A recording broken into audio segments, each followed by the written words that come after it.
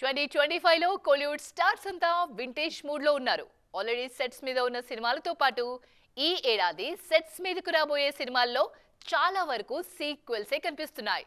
రజనీ, కమల్ లాంటి సీనియర్స్ తో పాటు చాలా మంది హీరోలు పాత కథలకు కొనసాగింపులో కనిపించబోతున్నారు.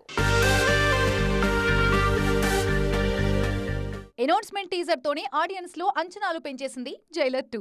రజనీకాంత్ హీరోగా నెల్సన్ దర్శకత్వంలో తెరకెక్కిన బ్లాక్ బస్టర్ మూవీ జైలర్. ఇప్పుడు ఈ సినిమాకి పార్ట్ 2 రెడీ అవుతోంది.